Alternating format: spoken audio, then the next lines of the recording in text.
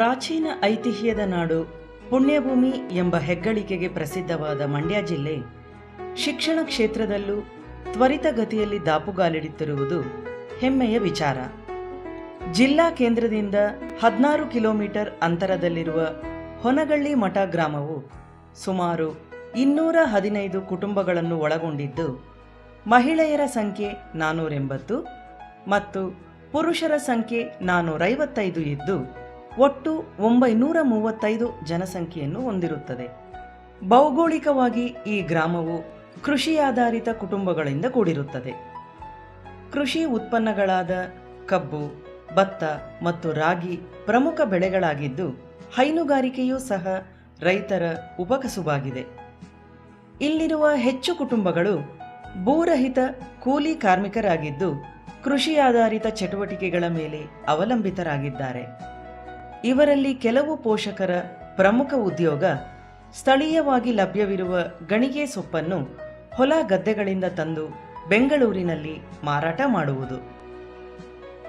ಹೊನಗಳ್ಳಿ ಮಠದ ಸರ್ಕಾರಿ ಹಿರಿಯ ಪ್ರಾಥಮಿಕ ಶಾಲೆ 1948ರಲ್ಲಿ ಸ್ಥಾಪನೆಯಾಯಿತು. ಈ ಶಾಲೆಯು ಪ್ರಸ್ತುತ ಮಕ್ಕಳ ಗುಣಮಟ್ಟದ ಕಲಿಕೆಯನ್ನು ಸಾಧಿಸುವತ್ತ ಹೆಜ್ಜೆ ಇಡುತ್ತಿರುವುದು ಒಂದು ವಿಶೇಷ. ಇಲ್ಲಿ ಮುಖ್ಯ ಶಿಕ್ಷಕರನ್ನೊಳಗೊಂಡು 3 ಮಂದಿ ಪೂರ್ಣಾವಧಿ ಶಿಕ್ಷಕರು, ಒಬ್ಬರು ನಿಯೋಜನೆ ಮೇರೆಗೆ ಮತ್ತೊಬ್ಬರು ಶಾಲೆಯಿಂದ ನೇಮಕ ಮಾಡಿಕೊಂಡ ಗೌರವ ಶಿಕ್ಷಕರಿದ್ದಾರೆ. ಈ ಶಾಲೆಯಲ್ಲಿ ಒಟ್ಟು 52 ವಿದ್ಯಾರ್ಥಿಗಳು ವ್ಯಾಸಂಗ ಮಾಡುತ್ತಿದ್ದಾರೆ. ಇಲ್ಲಿರುವ ಮಕ್ಕಳಲ್ಲಿ ಬಹುತೇಕ ಅಂದರೆ 70% ಮಕ್ಕಳು ಪರಿಶಿಷ್ಟ ಜಾತಿಗೆ ಸೇರಿದವರಾಗಿದ್ದಾರೆ.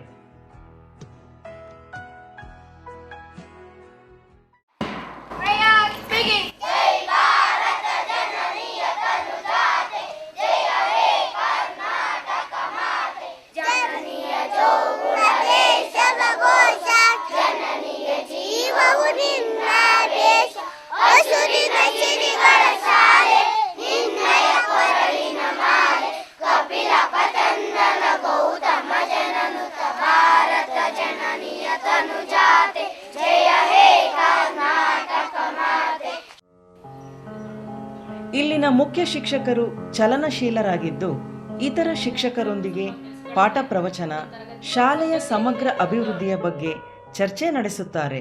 ಆ ಮೂಲಕ ಪಾರದರ್ಶಕ ಆಡಳಿತ ವ್ಯವಸ್ಥೆಯನ್ನು ಪೋಷಿಸುತ್ತಿದ್ದಾರೆ. ಇದು ನಿರಂತರ ಪ್ರಕ್ರಿಯೆ. ಈ ಸಭೆಗಳಲ್ಲಿ ಪ್ರತಿಯೊಬ್ಬರ ಸಲಹೆ ಮಾರ್ಗದರ್ಶನಗಳನ್ನು ಪಡೆದುಕೊಂಡು ಶಾಲೆಯ ಸಂಪೂರ್ಣ ಅಭಿವೃದ್ಧಿಗೆ ತಂಡವಾಗಿ ಕಾರ್ಯನಿರ್ವಹಿಸುತ್ತಿದ್ದಾರೆ. ಸರ್, ನಾನು ಈ ಶಾಲೆಯಲ್ಲಿ 6 ವರ್ಷಗಳಿಂದ ಮುಖ್ಯ ಶಿಕ್ಷಕಿಯಾಗಿ ಕೆಲಸ ನಿರ್ವಹಿಸ್ತಾ ಇದ್ದೀನಿ. ನಾನು ಇಲ್ಲಿ ಬಡ್ತಿ ಮುಖ್ಯ ಶಿಕ್ಷಕಿಯಾಗಿ ಈ ಶಾಲೆಗೆ ನೇಮಕ ಆಗಿದ್ದು.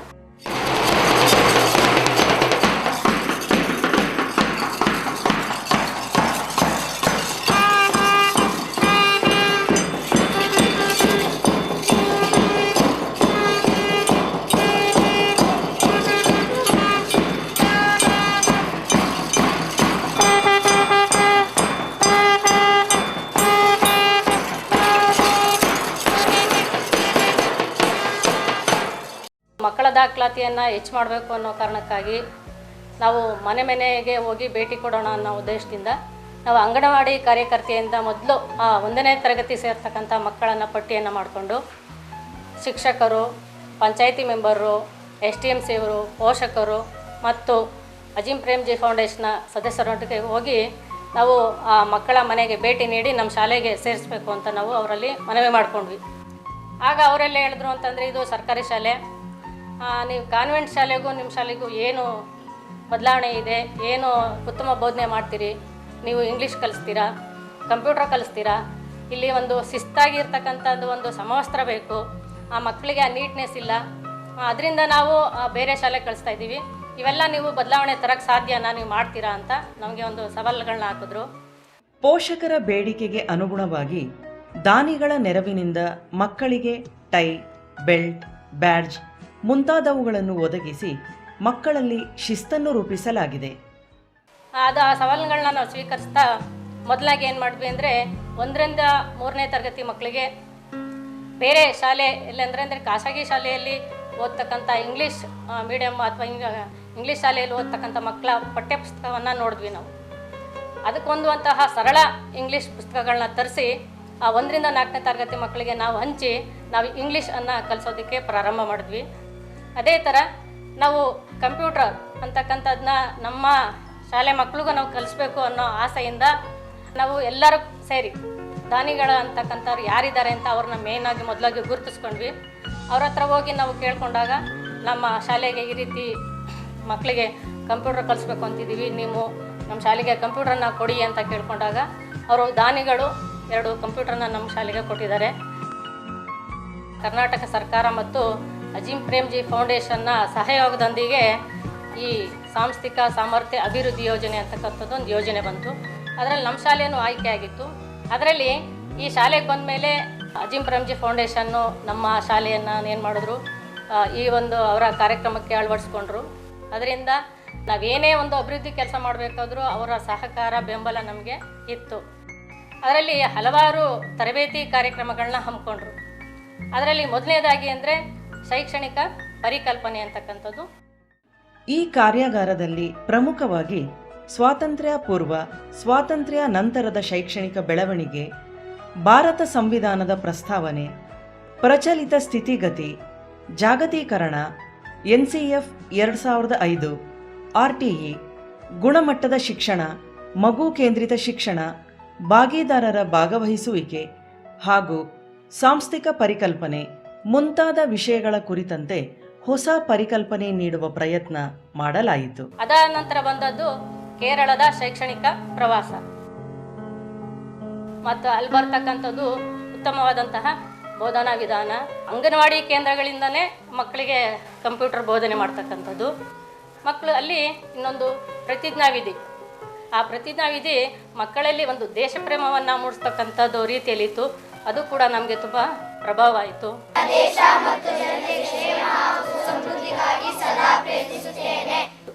ಅಲ್ಲೇನಂತಾರೆ, ಹುಟ್ಟುಹಬ್ಬದ ದಿನ ಆ ಮಗು ಮಕ್ಕಳಿಗೆ ಸಿಹಿ ತಿಂಡಿಯನ್ನು ಹಂಚೋದ್ರ ಬದಲು ಶಾಲೆಗೆ ಒಂದು ಚಿಕ್ಕ ಪುಸ್ತಕವನ್ನು ಕೊಡುಗೆಯಾಗಿ ಕೊಡ್ತಾಯಿದ್ರು.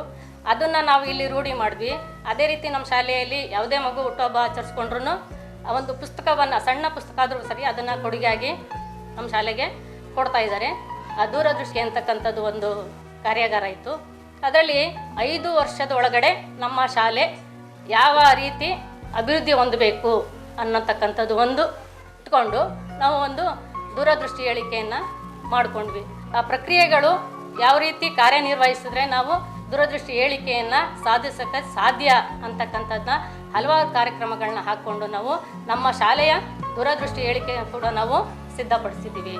ಅಲ್ಲಿ ಒಂದು ಶಾಲೆ ಅಭಿವೃದ್ಧಿ ಆಗಬೇಕಾದ್ರೆ ಶಿಕ್ಷಕರು, ಮುಖ್ಯ ಶಿಕ್ಷಕರು, STMC ಆಗಲಿ, ಪೋಷಕರು, ಪಂಚಾಯಿತಿಯವರು, ಭಾಗೀದಾರರು ಎಲ್ಲರೂ ಸೇರಿ ಪ್ರತಿಯೊಬ್ಬರು ಪಾತ್ರಗಳು ಕೂಡ ಅಲ್ಲಿ ಅವಶ್ಯಕ. ಹಂಗಿದ್ದಾಗ ಮಾತ್ರ ಒಂದು ಶಾಲೆ ಅಭಿವೃದ್ಧಿ ಪಥದಲ್ಲಿ ಹೋಗೋದಕ್ಕೆ ಸಾಧ್ಯ ಅನ್ನೋ ಒಂದು ನಿಟ್ಟಿನಲ್ಲಿ ಪ್ರತಿಯೊಬ್ಬರ ಪಾತ್ರ ಮತ್ತು ಜವಾಬ್ದಾರಿಗಳನ್ನು ಅಲ್ಲಿ ನಾವು ಆ ತರಬೇತಿಯಲ್ಲಿ ತಿಳ್ಕೊಂಡ್ವಿ. ಯೋಜನೆಯಲ್ಲಿ ಒಂದು ನಮ್ಮ ಶಾಲೆಗೆ ಲ್ಯಾಪ್ಟಾಪನ್ನು ಕೊಟ್ಟರು. ಹೇಗೆ ಉಪಯೋಗಿಸ್ಬೇಕು ಏನೋ ಅಂತ ಗೊತ್ತಿರಲಿಲ್ಲ.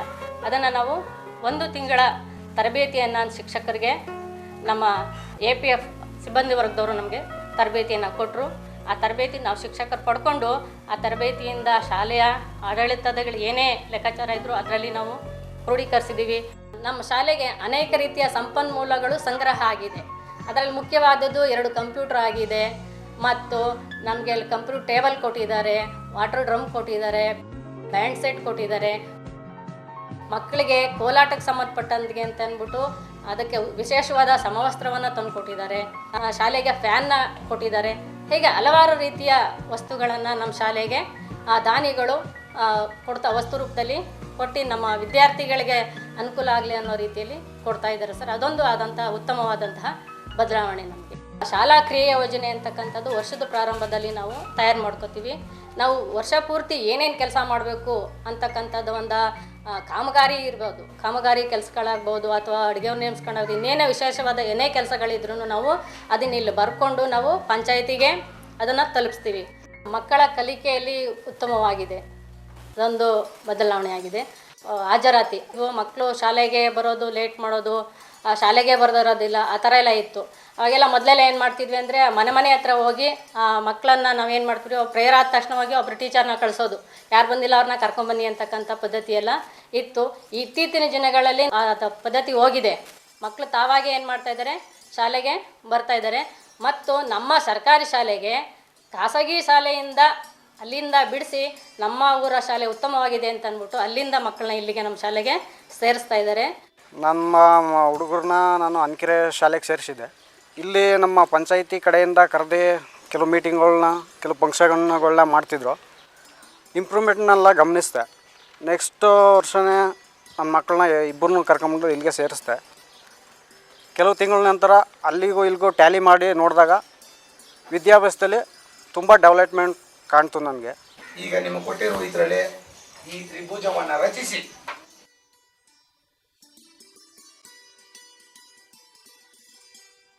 ಪಕ್ಕದ ಒಂದು ಹೊನಗಳಿ ಮಠ ಕಾಲೋನಿಯಿಂದ ಈ ಶಾಲೆಗೆ ಯಾವುದೇ ಒಂದು ಕಾಲದಲ್ಲೂ ಕೂಡ ಮಕ್ಕಳನ್ನು ಕಳಿಸ್ತಾ ಇರಲಿಲ್ಲ. 5ನೇ ಕ್ಲಾಸ್ ಪಾಸಾಗಿ 6ನೇ ಕ್ಲಾಸ್ಗೆ ಇಲ್ಲಿಗೆ ಬರಬೇಕಾದ್ರೆ ಇಲ್ಲಿಗೆ ಬಂದಂಥ ಇತಿಹಾಸನೇ ಇಲ್ಲ.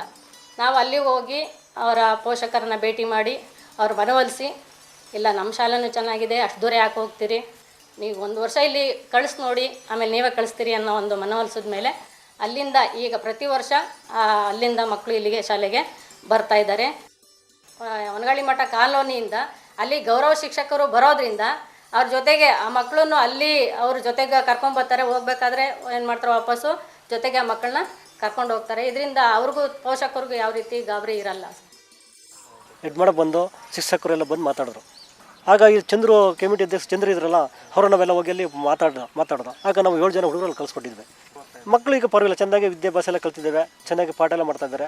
ಶಿಕ್ಷಕರಂತಂದರೆ ಅವರು ಬೋಧನೆ ಮಾಡ್ತಕ್ಕಂಥ ಯಾವುದೇ ವಿಚಾರಗಳಾಗಿರ್ಬೋದು, ಅವರಿಗೆ ಪ್ರತಿಯೊಬ್ಬರೂ ಕೂಡ ಇಲಾಖೆಯಿಂದ ತರಬೇತಿಗಳನ್ನ ಕೊಡ್ತಾರೆ. ಆ ತರಬೇತಿಗಳನ್ನ ಕೊಟ್ಟಾಗ ಏನು ಮಾಡ್ತಾರೆ, ಆ ತರಬೇತಿಗಳಲ್ಲಿ ಏನು ಮುಖ್ಯವಾದ ವಿಷಯ ಇದೆ ಅದನ್ನು ಅವರು ತರಗತಿಯಲ್ಲಿ ಅವರು ಅಳವಡಿಸ್ಕೊತಾರೆ.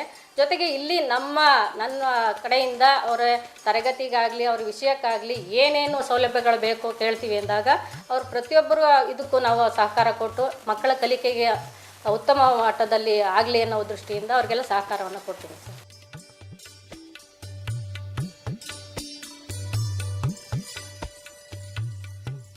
ಏನು ಕೃತಕ ಉಪಗ್ರಹಗಳು ಅಂದರೆ, ಮುಖ್ಯ ಶಿಕ್ಷಕರು ದೈನಂದಿನ ಆಡಳಿತದ ಜೊತೆಗೆ ಮಕ್ಕಳಿಗೆ ನಿರಂತರವಾಗಿ ಪಾಠ ಪ್ರವಚನವನ್ನು ಮಾಡುತ್ತಿದ್ದಾರೆ.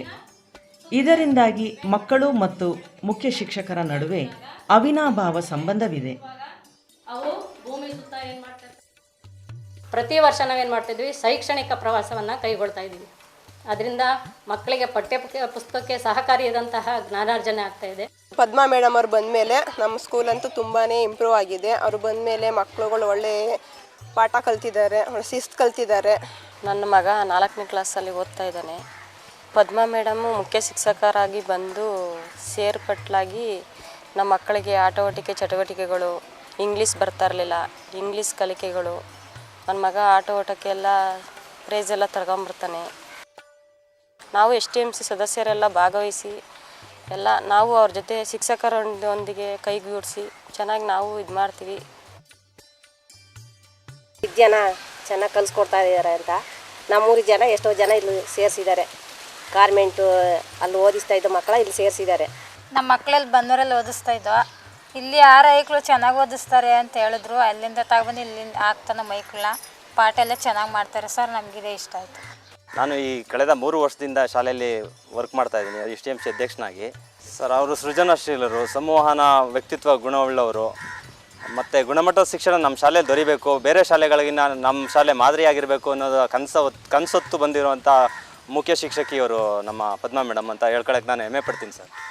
ಹಾಗೆ ನಮ್ಮ ಈ ಶಾಲೆಯ ಗುಣಮಟ್ಟದ ಶಿಕ್ಷಣ ದೊರೀಬೇಕು ಅಂದರೆ ಅಜಿತ್ ಪ್ರೇಮ್ಜಿ ಫೌಂಡೇಶನ್ ಅವರ ಸಹಯೋಗದೊಂದಿಗೆ ಮತ್ತು ಅವರ ಮೆಂಬರ್ಗಳು ಈ ಶಾಲೆಯನ್ನು ಹೆಚ್ಚಿನ ಶಿಕ್ಷಣ ದೊರೀಬೇಕು, ಮಕ್ಕಳಲ್ಲಿ ಬುದ್ಧಿವಂತಿಕೆ ಇರಬೇಕು ಅನ್ನೋದ್ರ ಬಗ್ಗೆ ಗಮನ ನೀಡ್ತಾ ಸಲಹೆ ಸಹಕಾರಗಳನ್ನು ನೀಡ್ತಾ ಇದ್ದಾರೆ. ನಮಗೆ ಹೆಚ್ಚಿನ ತರಬೇತಿಗಳನ್ನು ಕೂಡ ನೀಡಿದ್ದಾರೆ. ಶಾಲಾ ಪರಿಸರ, ಸಾಂಸ್ಕೃತಿಕ ಪ್ರತಿಭೆಗಳನ್ನು ಗುರುತಿಸೋದು, ಪ್ರತಿಭಾ ಕಾರಂಜಿಗಳಿಗೆ ಮಕ್ಕಳುಗಳನ್ನು ನಿಯೋಜಿಸೋದು,